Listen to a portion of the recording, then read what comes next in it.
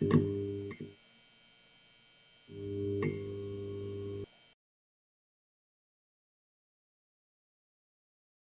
guys, Stockaholics, thank you guys for being here today. This is part 2 on why Russian oil is even more the best oil.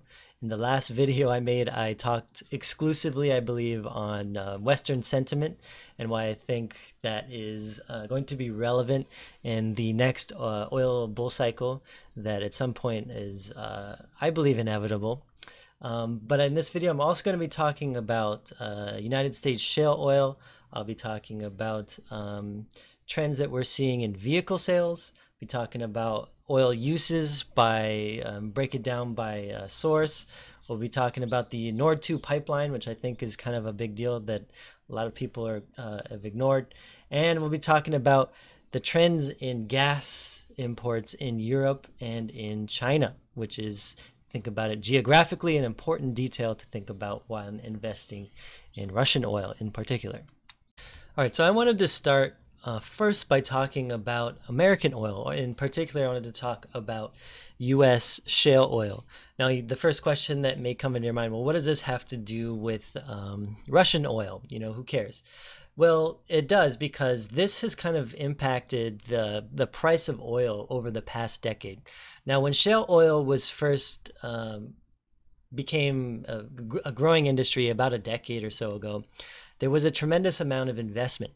A lot of people wanted to get into it. They thought that this was the new thing. This was going to revolutionize oil drilling, and to some extent it did. However, what a lot of people fail to realize is that U.S. shale oil is expensive, and there's a couple of reasons for that. First of all, you need there's a lot of investment in certain kinds of equipment that you need to kind of drill these shale wells. And the second part of that is that shale wells, they don't last as long compared to a conventional oil well. There's a point when you can get out a lot of oil very quickly in the beginning, and then it very rapidly drops off. So what that means is, for the bottom line, for you to be able to make profit from shale oil, is that you need high oil prices, right? And I think that the average price for U.S. shale to be profitable is somewhere between the $60 and $70 range, and that's kind of like a minimum price you need, right? So what you can see here, and this graph, I couldn't find this going back to a longer period.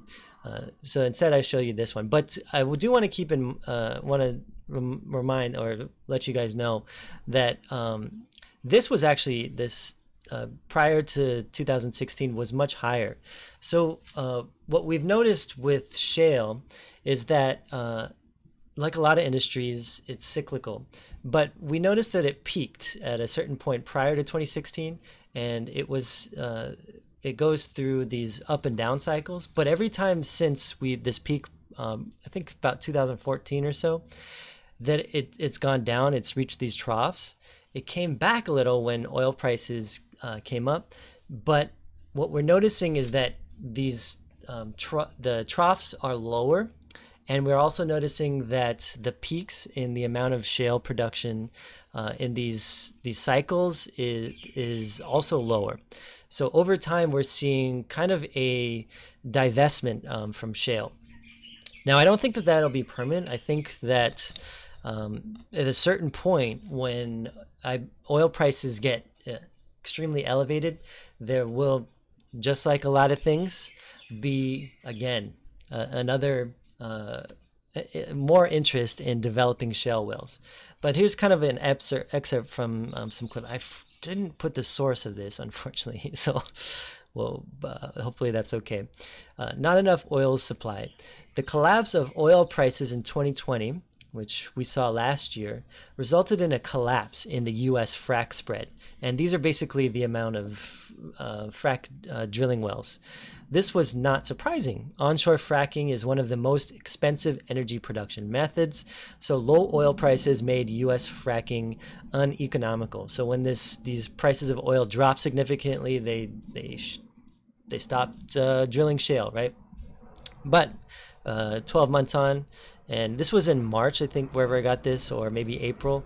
Hey, there's a plane going by. More oil demand. It's probably somewhere up here. It's a little bit higher, especially as we see these oil prices increasing, right?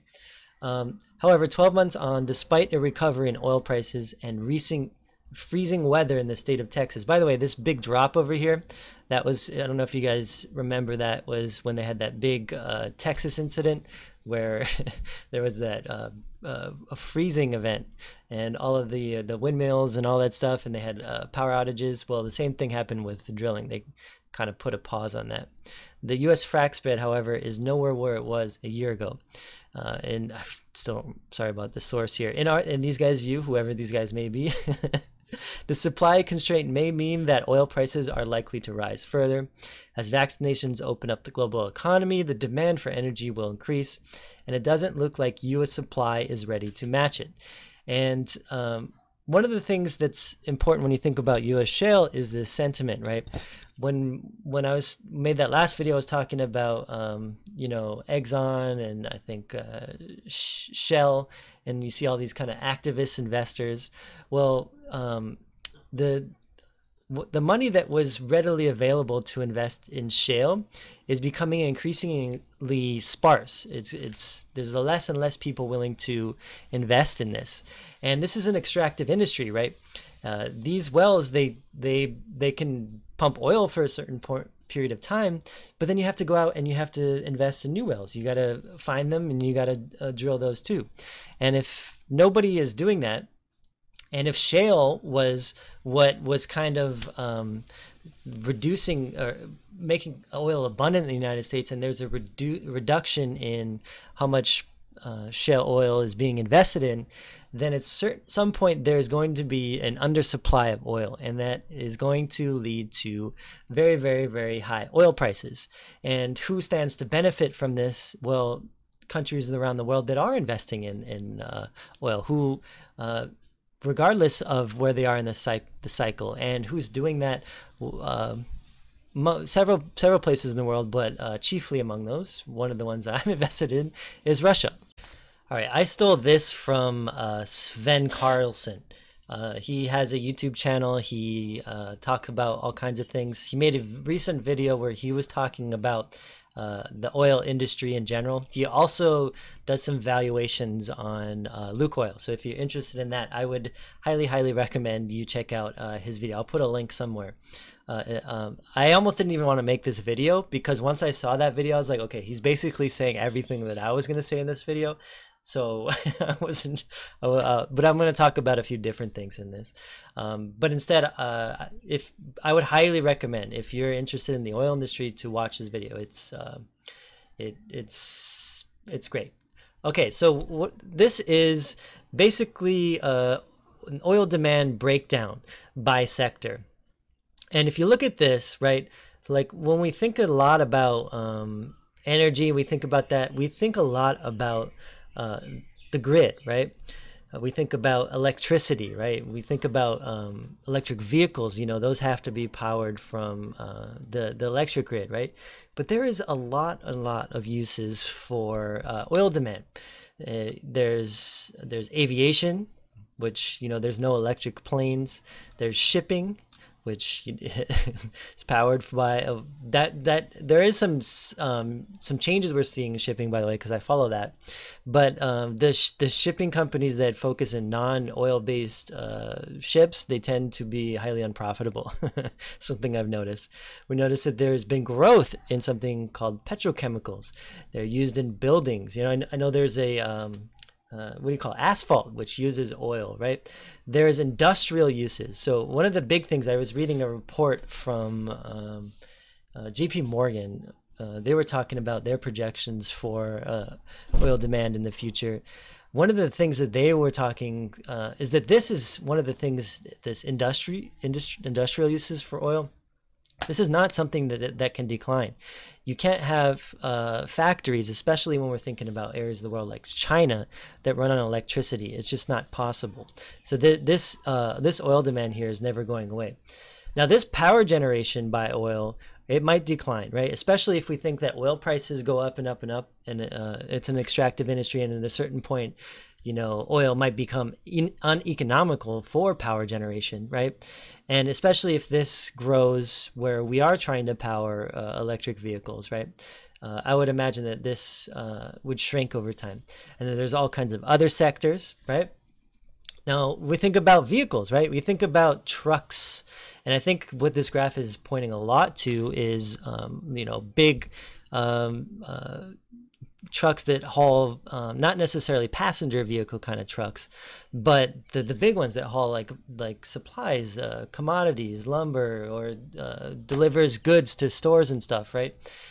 These vehicles, at least with current technology, cannot be there's no alternative. There's companies out there that are trying to develop alternatives, but at present those don't exist. So this, at least in the near term, isn't going anywhere. And at least from an economic perspective, the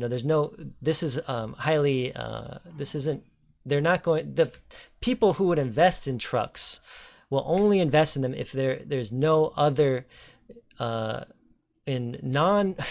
will only invest in trucks that are non diesel or gasoline powered if they're more economical than those fossil fuel sources, right? So I don't see this going anywhere in the short term. Now, there's the last segment of this, and that is about 28% of vehicles around the world run on, or of fossil fuel demand, oil demand, comes from gasoline, right? From powering these vehicles. And a lot of oil bears, they argue, well, electric vehicles are increasing, that this segment of oil demand is going to shrink over time.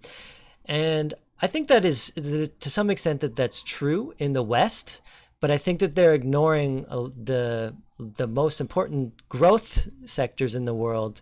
When you're thinking about Africa, South America, to some extent the Middle East, a lot of these areas are going to, they don't have these kind of grids that you could power electric vehicles from. They will rely on fossil fuels, and I expect that this segment of oil demand is actually going to increase in the short term. Now, there's also some consumer trends, which I'm going to show you in a second, that kind of go in the face of kind of a lot of that conventional wisdom too in the West. Okay, I stole these top two from Sven Carlins again, so watch his video when you're done here. This is China automobile sales by market share by fuel type. Now, if you guys don't know, China is one of the areas in the world that it has increasingly adopted electric vehicles, more so than any other place presently. But if you look at this graph here, yes, electric vehicles have been increasing the sales over time, but they're nowhere near anywhere where we could see electric vehicles outpacing gasoline growth. Now, if this trend continues for, I don't know, 10 or 20 years, maybe that would be the case, right? But over time, what we're seeing in China is increased gasoline demand. Now, something that kind of also goes in the face, where you think of like a lot of Western nations are getting more clean, right? If you look at the USA, motor vehicle sales by market share, this green line here is light trucks. These are vehicles that are less economical. They are more fuel intensive than traditional vehicles. Those have been increasing over the last decade by market share. And if you look at electric vehicles, for as much hype as there are in these, they've been pretty flat. Maybe you could argue that there's a slight growth, maybe between 1 to 5% market share growth in electric vehicles, but in reality, it's negligible. It's almost non-existent. Now, I wanted to show you guys this. And this is a trend that was very interesting to me.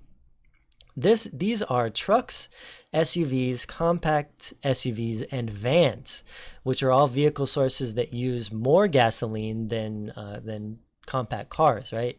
The sales in all of these categories at one point was very close to that of cars, but at a certain point, consumer trends have dictated massively increased amount of sales in these. And on the flip side, cars, which are more economical, which use less gasoline, have their sales have been declining. And in fact, in 2020, there was a steep sell-off in both trucks and cars. All right, so one of the pipelines that Gazprom has been building is called the Nord Stream 2. Now, Trump, when he was president, came down on Russia with a heavy fist, and he implemented sanctions against Russia, which is kind of funny because there's a big narrative that said Trump is pro-Russia, right? When really he was way more tough than the current administration. So in any case, Biden to waive sanctions on firm in charge of Nord Stream 2.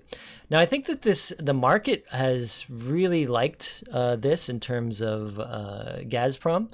But in reality, Gazprom has been building this pipeline regardless of the sanctions the whole time, right? But in any case, the U.S. has recently waived sanctions on the corporate entity and CEO overseeing the construction of the Nord Stream 2 pipeline, which would indicate that the Biden administration is not willing to rupture its relationship with Germany over the pipeline.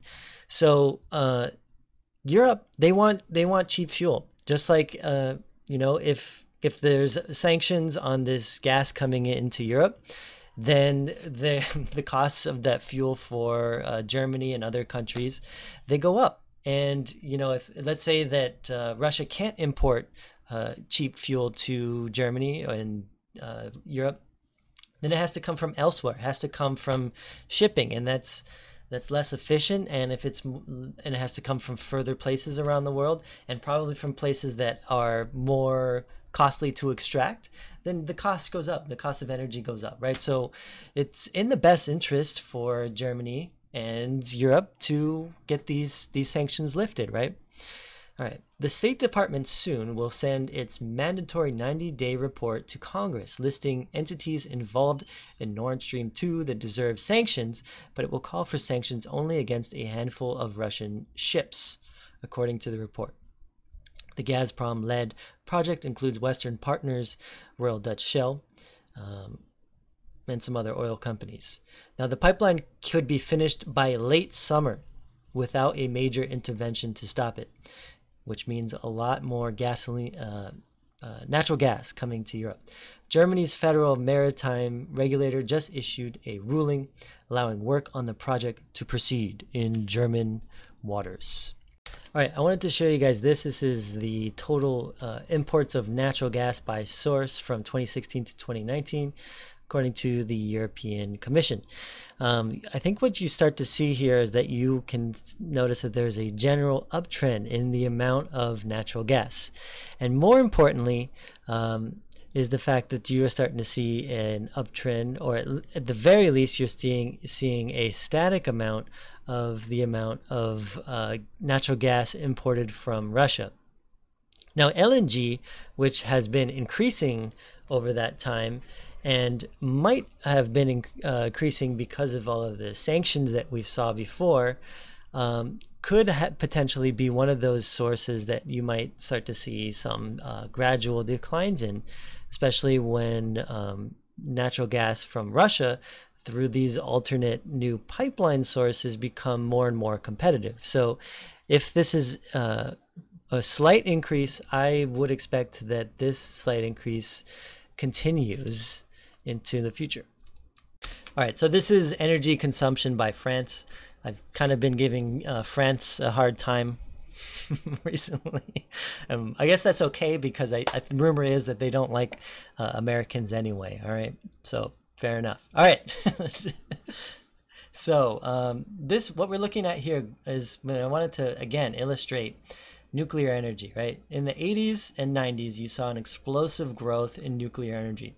This is the green energy you need if you want to successfully create an energy transition where you're powering electric vehicles from your grid. You need a base load, very competitive source of production that doesn't emit carbon emissions.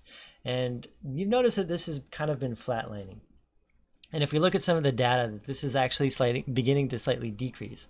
However, when you start to see natural gas as a fuel source, this has been increasing. And again, where are these fuel sources coming from? They're coming from largely from Russian imports. Okay, so I took this from an article. I thought this was really interesting. This is an excerpt from an article on Seeking Alpha. It's called Gazprom, an Investment for Generations. And it was written by this guy, Zinz, a highly reputable source. All right.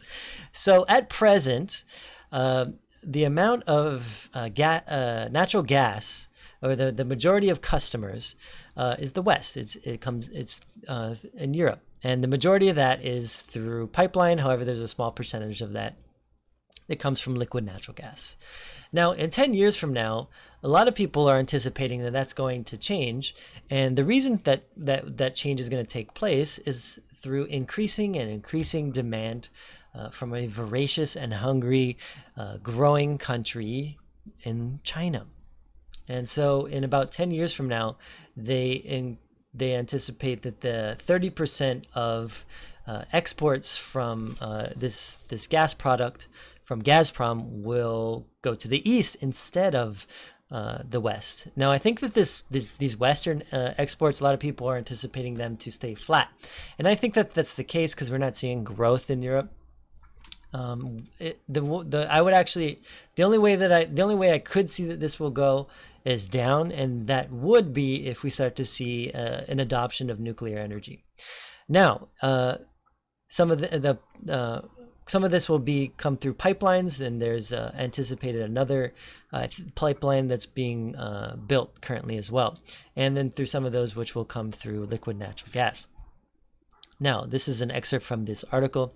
The Chinese natural gas market is the third largest in the world and the fastest growing. Between 2000 and 2019, China's gas consumption grew by approximately 300%, more than in any other country. It is also forecasted that the consumption doubles by 2035 from about 300 BCM in 2019 to about 600 BCM. The indigenous gas production plans are ambitious, with 300 BCM in 2035. Even if this can be achieved, there is still an import demand of 310 BCM. As a consequence, new import contracts for roughly 161 BCM are needed. These numbers are presented by Gazprom in a report on the development of China's natural gas market and are based on information from the Chinese National Bureau of Statistics. Now, Gazprom has a couple of advantages in order to increase its market shares in the coming years. The negotiated prices are very competitive, and the power of Siberia, it's a pipeline supply route, offers short transportation distances to key areas. The image below up here shows regions with strong demand growth and forecasts for different sectors. I took this from Gazprom's, I think, recent investor presentation. I think this is something that a lot of people also don't consider, is that Russia is tremendously rich in terms of oil and especially in natural gas. So if you look at Gazprom and how much natural gas reserves that they have, and you compare it to some of their major competitors, the amount of proven reserves that they can readily export is absolutely tremendous. Okay, so I recently made a video on why I was kind of bearish on a lot of commodities. Oil isn't one of the commodities that I'm bearish on. Actually, when I made that video, I was talking a lot about lumber, and I think I timed that one perfectly. Maybe we can go back and look and let me know, where I was talking a lot about lumber and why I thought it was peaking, and then just since then it has been absolutely crashing. So, you know, occasionally you get one or two things right, huh? But no, I wasn't trying to time anything. I just thought that overall that it was just due for a major correction. Yeah, and a lot of the commodities I still believe that is true. I think copper is overdue for a correction. Steel, we're starting to see in China, is finally that correction is finally taking place. And I think that a lot of these will continue until they revert to the mean. Now, oil is a little bit different than a lot of commodities because instead of there being a shock in supply, last year there was actually a glut in oil. You think about what happened in the March and April during those first COVID lockdowns. What you saw from Russia and Saudi Arabia, while there was simultaneously a huge decline in demand, they went at it. They were like going having a oil war. Now, I argue that I don't really think that they were doing this because they were interested in taking each other out, because they really can't. Putin, I think Putin knows this, and I think Saudi Arabia, they also know this. I think what they were really trying to do is eliminate the U.S. shale industry. And we can see that from the amount of oil rigs, or not oil rigs, the frac spread that we saw in that chart early in the video, yeah. And I think that again, that frac spread, that decline in that, by the way, the United States was, I don't know if it still is today, it was the largest oil producer in the world in 2019. And we'll see if that remains, right, in the next year or so. But what we saw is that there was an abundance of oil, and over time that oil supply has been drawing off. And we've also seen kind of record what do you call it, like compliance with the OPEC regulations, right? There's been, since that huge spat in the early part of 2020, everybody's kind of been doing, for the most part, their parts in terms of complying with the OPEC agreements, which is kind of shocking to see on some levels. But what that means is that supply and demand of oil are kind of at its present levels matched. And a lot of climate activists say, well, their argument is that oil demand is going to keep going down, that we've already seen peak oil. And that's not the case. Demand is going to keep going up. However, like I mentioned, the oil is an extractive industry. You need to keep supplying oil to match demand, right?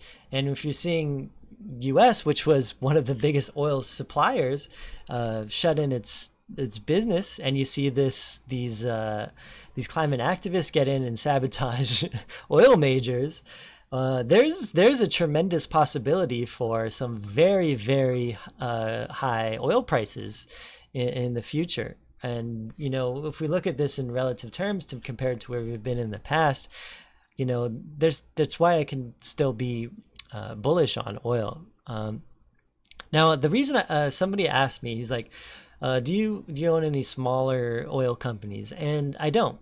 I like oil majors. And the reason for that is because it becomes less speculative. I can own these big oil companies that I know are profitable. They've got a good balance sheet, and their valuations are very nice as well. And then I can just, hang on to them. I can chill with them.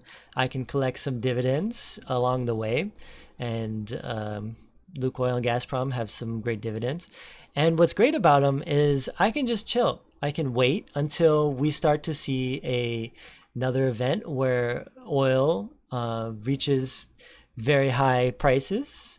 And then, high prices become the cure for high prices, right? And that will be the day that I decide to sell. And that would probably be when we start to see triple-digit oil prices.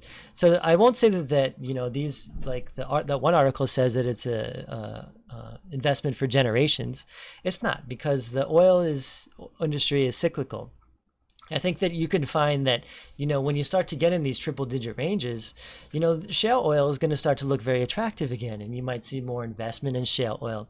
And I think that, Venezuela, by the way, is one of the other oil rich nations in the world. Venezuela is a defunct country, but I think that if you get to these very high oil prices, let's say you get to $100 $100 a barrel oil again, I think that you can find that even defunct and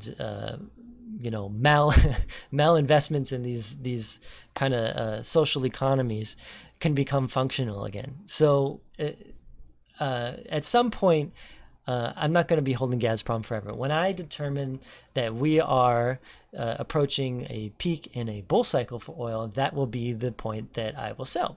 And probably when that would be is when we're starting to get in these nominal highs for crude oil prices. And these stock prices, they tend to align very well with oil prices. Anyway, I hope you found something in this video useful. If you are interested in oil, please watch Sven Carlson's video. It is excellent. He talks about all kinds of things that I wanted to talk about and thought that I wouldn't because he already talked about them. Anyway, I hope you have a great week.